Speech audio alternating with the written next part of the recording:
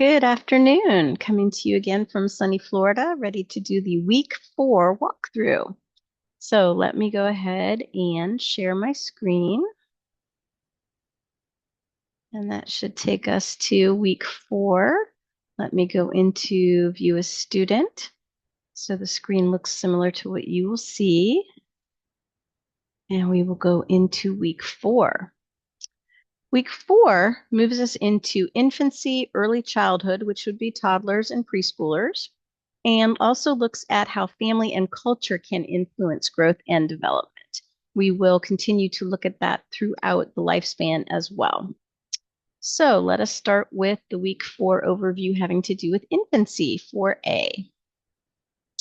So we will click on that link and you will see infancy, the course objectives. Here is the link back to the module. I will post the overview here, the walkthrough, and then these are the course objectives that this particular lesson meets.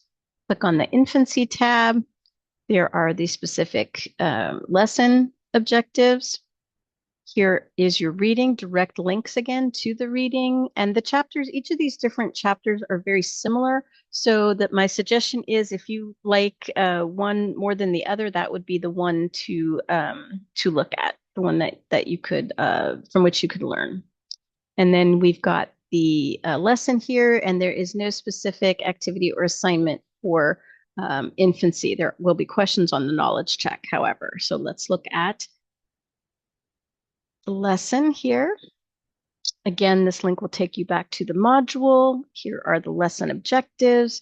These are the links for your reading, no assignment. Excuse me. For the lesson, you have 2 different PowerPoints to look at. There's one about the infant. These are from other textbooks that have been used, other courses that I've taught. There is how to care for an infant. That will take you to a link that looks at that. Infant nutrition is very important. So different things about how to feed your baby formula, the benefits of breastfeeding, when to start solid food, looking at breast milk versus formula. And then one of the things that's really important in growth and development, especially in childhood through adolescence, even into early adulthood, are the milestones, developmental milestones. So there is a resource, CDC's developmental milestones page. There is, in case you have children or have neighbors or nieces, nephews that have children, this is an app that will where you can actually track the milestones. There's also the Bright Futures website that will give information and provide there's different questionnaires for parents to fill out when they are coming to the doctor, so the doctor can help and see if the child, the infant in this case, is meeting milestones. There's also language development, that's very important. And then some specific topics that have to do with growth and development. One being safe sleep. We talk about health promotion and the Back to Sleep campaign. And so these are some resources that talk to you about safe sleep. There's also newborn screening that can affect growth and development. We do metabolic screening to check for genetic disorders, so things that we talked about in week 3. We also do hearing screenings to see if there might be any hearing loss. Again, a screening, not saying that the child is in fact deaf or has a hearing loss, but a screening. And then there's also a screening that we do to screen for heart defects. So those are all things that can affect the child. And then car seat safety is another important thing. And then in these early, especially in these early modules, the immunization schedules for the children. So that is there for you. This goes up to 4 to 6 years. So you'll see this in the next couple of lessons. And you think about it for this lesson. Where do you stand on vaccines and immunizations? Do you believe they are a medical necessity and provide rationales for your response? And importantly, how would you explain the importance of vaccinating the infant to a new mother? You being a healthcare professional, regardless of if physical therapy, occupational therapy, if they would ask you a question, what explanation would you provide to them? So that's the information on the infant. And let us go back to the module and move into early childhood. So we go back to 4B, excuse me, and this would be the overview of early childhood. So again, course objectives that are met. The video will be placed here. There's your course objectives looking at early childhood. So early childhood really consists of toddlers and preschoolers. So toddlers to about the age of 2, 3-ish, and then preschoolers about 3 to 5 years old. 6 years old generally starts the school age child. And so here are the lesson objectives for you. Here are the links to the reading. Again, some are very similar, so use the one that speaks to you, that you feel you would learn the best from. And then we will look at the discussion activity after we look through this lesson. So early childhood, toddlers and preschoolers.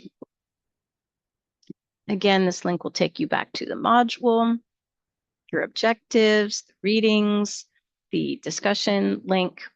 And then think about it comes in this point instead of at the end. But this particular lesson, because we're talking about toddlers, oftentimes ADHD, autism, things like that are sometimes diagnosed. So we talk about the concepts of neurodiversity, double empathy. Have you heard of those terms? Are they new to you? What do they mean? What other conditions besides autism spectrum disorders are considered neurodivergent? Do you know, have you met anyone with any of these conditions, and how was that experience? Those types of neurodiversity can affect growth and development, especially how other people perceive those children. And then another thing that you could look at if you were interested was to research the Children's Health Defense nonprofit organization and see what you think their mission is, and then to take a look at the vaccine schedules. You're not going to have questions on the knowledge checks about vaccine schedules, but if you are going to pursue a career in a health profession, then that is information that will be useful to you. So I thought it would be nice to introduce that to you. Moving into the lesson, you have a PowerPoint on toddlers, you have a PowerPoint on preschoolers. There is a positive parenting guide from 2024 from Florida. There are links to advocating for youth growth and development 0 to 3, 4, and 5, what parents need to know. So as a healthcare professional, you are often doing a lot of education. So these are things that parents should know that you might be teaching them. Kohlberg's morality starts more in early childhood. If you look at the levels, pre-conventional, mostly toddlers through preschoolers are trying to do things because they are afraid of being punished. But once you get into school-age children, it's a little bit different. So they look more to their peers in society. So this will give you an overview of the morality, Kohlberg's morality, in ways that we also look at Erikson and Piaget, which you studied in week 1. And so here's the information on autism spectrum disorder, neurodiversity. Feel free to look through those. And then a video here, a YouTube TED Talk there, more developmental screening. And these milestones, these are the CDC milestones, again, based on Erikson and Piaget when we look at language and movement, things that children are supposed to be able to do. Again, the bright futures, which gives us that another way of looking at that information. Here are some videos to show you what a 2-year-old developmental stage, what a 2-year-old might be able to do, should be able to do, what a 3-year-old ought to be able to do, and then preschooler growth and development, how they think about things, how they see the world through their eyes. This is a nice little video that talks about media and children. As we know, the internet has become quite the thing these days. And so what effect does that have on children and the family as a whole? And then this goes through recognizing depression, anxiety, depression in children as young as 3 years old, child abuse, how to recognize it, maybe some preventive education, things that you could talk to parents about. How does divorce affect children and the family? Again, nutrition, something that we talked about with infants. So this information actually comes from Stanford Children's Hospital, summarizing nutrition. And what health screenings are important. So we talked about the metabolic screening, the hearing screening, and the cardiac defects. We still continue with hearing screening. A lot of that is done in preschool, and vision screening. Again, a lot of that is done in preschool as well. And there's a link to the immunization schedule. This is the same one because this goes through 6 years old. And we did your think about it above. There's also a link to vaccine information statements. So those is a piece of paper information that explains why the vaccine is important and what potential side effects might be. And then here is the Children's Health Defense Mission. It's again supplemental information. You would not have to answer questions about it on the knowledge check. But it just talks about how the vaccine schedule has changed in time from 1986 to pretty much today. So there's some things there. The other thing that's important is what's called a VAERS report, a vaccine adverse event reporting system. So sometimes there are adverse events that happen, things that go wrong after vaccinations. And so it does say that fewer than 1% of vaccine injuries are ever reported. So when you are giving the parent, the person, the vaccine information statement, the side effects are coming from these vaccine adverse event reporting system. So it's really important to report any adverse effects. Okay, so let us go back and look at 4.3, which will be, let's see, there we go. Family and cultural influences on growth and development. So 4C. And so again, here is the course objectives in the overview. And then this link will take you back to the module, and then you have 2 more tabs. You have the Family Influences tab and the Cultural Influences tab. So here are the objectives for family influences. Here is your reading. This lists out for you which pages in the chapter to look at. I think that I double checked the pages, but they could be off by 1 or 2 as more edits come into to these open educational resources. Here is a PowerPoint for you to review. And there we'll talk about the activity after we talk about the lesson. So this is family influences on growth and development. And then we'll circle back around to cultural influences. So there's your goal. Here are your lesson objectives. Again, the reading for you, the assignment, which we'll talk about activity in a minute. And then this video talks about the most important influence on child development. So do you agree or disagree? It's actually in the family influences as well as the cultural influence because it relates to both topics. So I think this one is very, very interesting, and it kind of makes you think. So thinking about your family, what developmental stage would you say that you are in? There might be more than one because families do go through developmental stages, which you will see in the reading and in the PowerPoint. All right, so let's go back to the module one last time and take a look at cultural influences.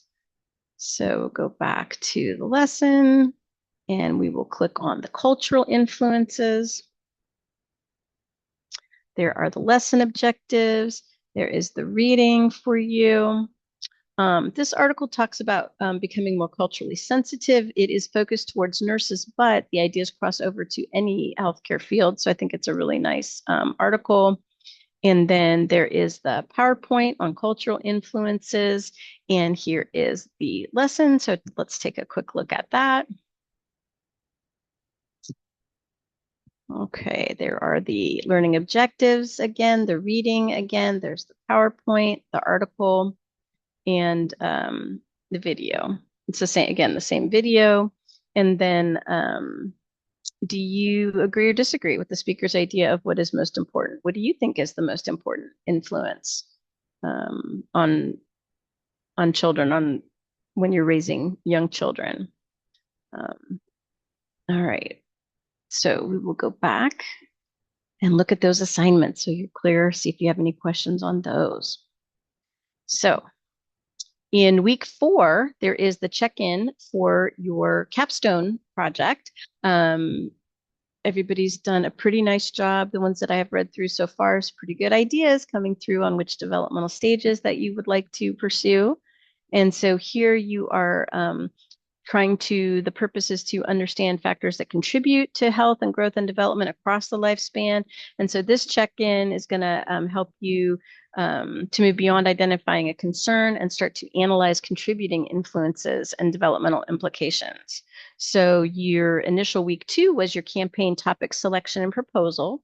So you're going to expand on that now by looking at the social determinants of health, which we did in week 2, and then looking at developmental influences such as family and culture that we're doing that we did this week, and looking perhaps at genetic factors, those types of things. And also considering factors that support or may create barriers to health.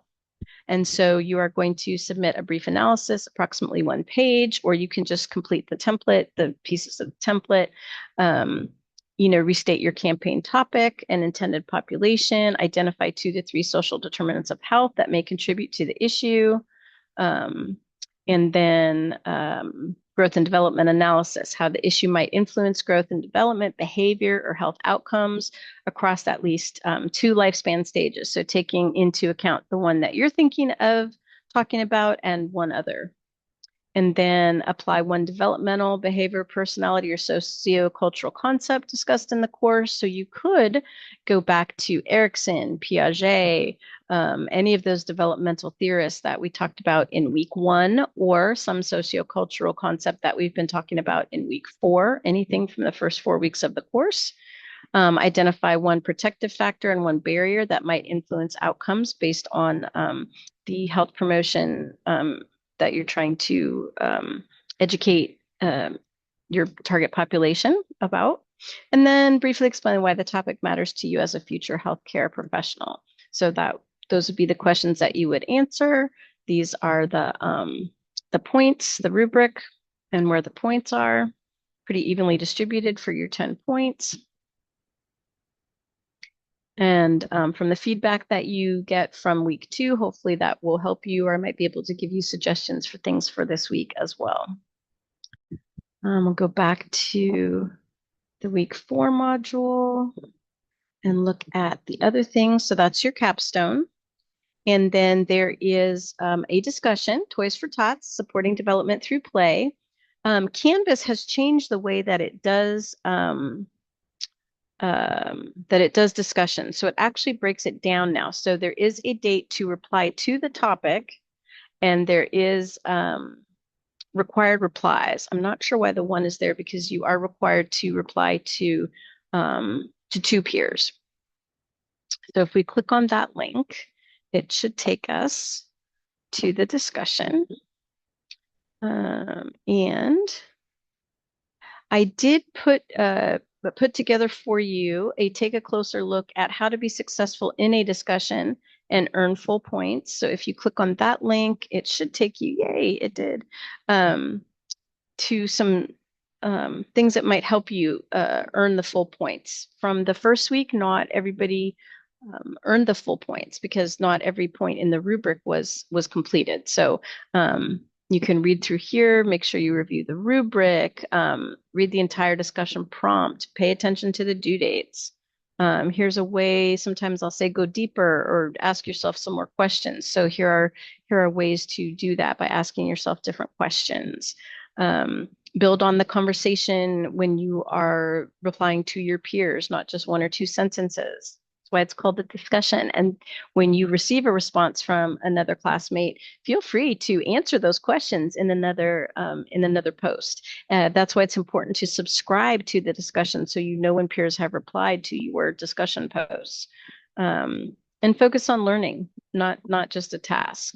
You can also use the unread option to sort, so you can see what replies you haven't looked at yet, or recent activity. So you would be able to see classmates who haven't received responses yet.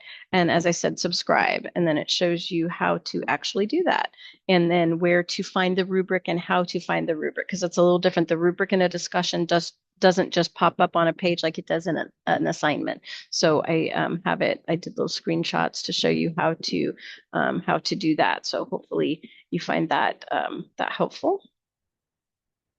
And we'll go back to the discussion. And 20 points again for this discussion. So play is a very important part of growth and development, helps us actually to look at developmental milestones and if children are meeting them or not or close. And so for this discussion, you're going to select one toy, a game, a developmental activity intended for either an infant, a toddler, or a preschool age child, not school age. We're just looking at through preschool right now. It can be a toy, a traditional toy, maybe from your childhood, could be an educational toy or something maybe that you've seen in a different setting. Your initial post is due by July 1st and would include the name and a picture of the toy or activity so everybody can see what you're talking about. What is the recommended developmental age group? And then describe at least 2 developmental domains supported. So how is that particular toy, when the child plays with it or the activity that they're doing, how does it support physical growth, cognitive growth, language growth, or maybe psychosocial, social, emotional growth? And then make sure to connect the toy to at least one developmental concept or theory that we have discussed in the course. Again, you can go back to your theorists. And then from a healthcare perspective, would you recommend the toy or activity? Why or why not? In other words, what are the pros, the developmentally positive things, or would there be a reason that you might not? Is it maybe got too many small parts to it and the child might choke? So there's there's a risk factor to playing with the toy or participating in the activity. And then respond to at least 2 classmates. And they should identify one developmental strength of their selected toy or suggest a modification or an alternative. My guess is most people will find a strength of the toy and then discuss a healthcare accessibility, safety, or developmental consideration. So here are the guidelines. Make sure you submit by the due dates, respond meaningfully. Paragraph is generally preferred. 5 sentences is a minimum paragraph. Be respectful and professional, which you have been, which is great. And then make sure that you are supporting your analysis with course concepts. And required length, the initial post would be 200 to 300 words, and the response is approximately 50 to 100 words each. And then to find the rubric, you go to the 3 dots, show rubric, Toys for Tots discussion, preview the rubric, and then it will list all the parts there for you, what you should be including there. Okay, and then we have one more to look at. And I will show you how to do this one. This one is a Padlet. I don't know if anybody's had experience with a Padlet, but it's similar to a discussion, but this one is focusing on family culture and raising children. And so there is a website that you go to, which this is the page that you'll see when you go there. I already posted something there so you could see an example. And so we've talked about culture and family expectations, culture, traditions, environments, lived experience. And so as healthcare professionals, we need to recognize and respect diverse approaches to supporting health, growth, and development across the lifespan. So what we're going to do is explore how families and cultures influence growth and development, health, and life experiences across the lifespan. And we are going to do that by contributing a Padlet post that looks at a family or cultural practice, belief, tradition, role, expectation, experience that might influence development. And you can choose wherever in the world that you would like to, anywhere in the world. Potential topics would be things that we have looked at. Again, we're looking at across the lifespan. So there could be expectations for adulthood, aging, how do different cultures treat their aging populations, family support systems, all different kinds, any possible topic. And then your initial post, you want to identify the place or the cultural group that's represented. And then you want to describe the family or cultural practice, and then make a growth and development connection, how this practice might influence physical, cognitive, language, behavior, health development across one or more stages of the lifespan. Describe one consideration that you as the healthcare professional should keep in mind when supporting families, individuals with different values and beliefs. And then include one source and the link that informed your post. So you don't need APA formatting. You basically, there's a way that you add a link. You can just add the link right in there. And then you want to respond to at least two classmates with a similarity, difference, or observation, some kind of connection, and then a question, insight, or consideration for healthcare practice.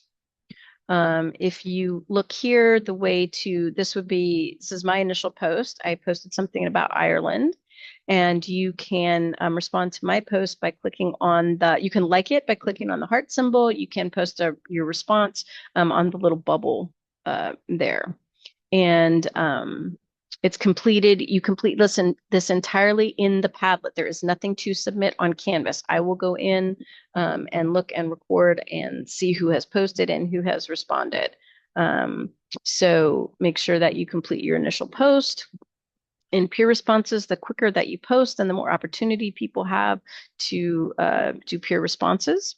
And here is a link. You can also access it from the QR code. I will go there momentarily. And then here is the rubric for this activity, peer engagement, reflection, and cultural attributes. So here is the link.